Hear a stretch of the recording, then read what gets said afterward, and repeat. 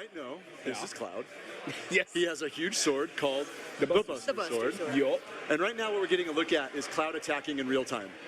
So if you know the original, you'll know that the game was a pretty classic turn-based game. It had an ATB system, active time battle, that people really loved. Yes. But now Cloud attacks, dodges, and blocks in real time. But that's not all.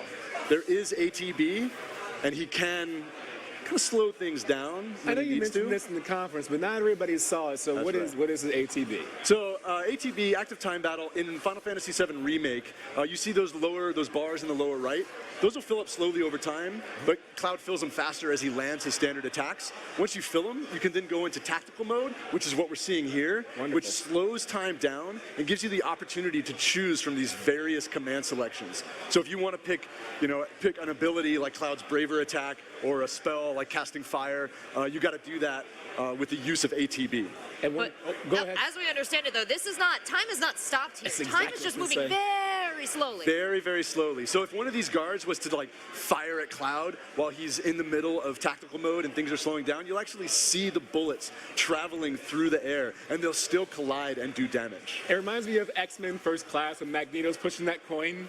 Oh, it just It's the same kind of thing. You have a split moment to decide, okay, what am I going to do? Oh my God, I have 5 seconds left to decide. That's right, and it does touch on that active time battle system where, yeah, you're not just completely stopping time. You don't have all the time in the world to decide. Time's still moving, it's just a little slower. So can you give us a little insight into the thought process behind the scenes for updating the battle mode? I mean, I had so much fun playing Final Fantasy 15. I love the battles there. It looks like we're going to get some of that functionality married to some of the classic thoughts about Final Fantasy 7. Yeah, and that's a really good way of looking at it. Even there's some comparisons that some folks have made to Kingdom Hearts 3, especially when you look at some of the abilities and spells that you have to choose from in the lower left corner of the screen. But in Kingdom Hearts 3, the action was just always going, always on.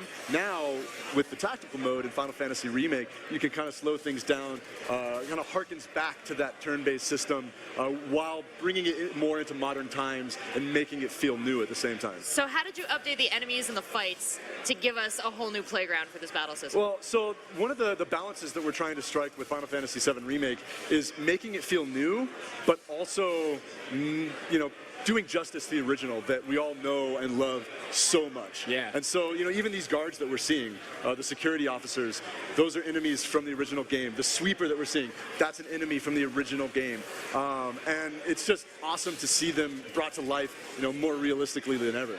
I've seen a lot of footage of things that are just touching my heart when I look at it, like even the smallest things, like seeing materia in the weapon slots. I mean, beforehand, in the first trailer, I saw clouds, but it wasn't until Barrett turned his machine arm to the side, I saw that small one in there too, and I was like, what? Yeah, and as you can see, Cloud has 2 slots in his Buster Sword, and one of them's filled with the materia. If you fill his Buster Sword with another materia, it'll show up in the sword. And will we be seeing any of so as the materia buffs up the weapons, as I place it in there, will the weapons change at all, or we're just going to see the presence of the materia in there? So we have shown off some of the other weapons in our trailers. Yeah. So there is more than just the Buster Sword. I would hope so. I'm so excited. I did see another weapon, if it was called the Cloud Head. It was like an outside shape with a red stripe down the center in one of the trailers. Yeah, I did kind of sneak a peek at that. That was pretty cool to see that. And this is one of the battles that did make me curious, because I remember playing it turn-based. You kind of had to turn your attention here, turn your attention there. But you're having to do this actively in real time now against these the Scorpion Sentinel. Yep. Yeah, that's right. Yeah, and really, where the strategy comes into play is managing that ATB and those ATB charges that you want to use. So you want to kind of pick and choose who you're controlling or who you're issuing commands to, because you can't take direct control. So here we have direct control over Barrett.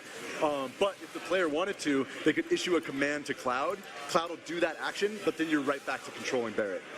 I did see in the trailer, too, that you mentioned that using items also depletes one of your gauges of the ATB bar. Exactly, yeah. Essentially, anything other than just those basic standard attacks will require an ATB charge. And that's where that strategy comes, where it's like, okay, well, I have no ATB charges. I'm low on health. Yep.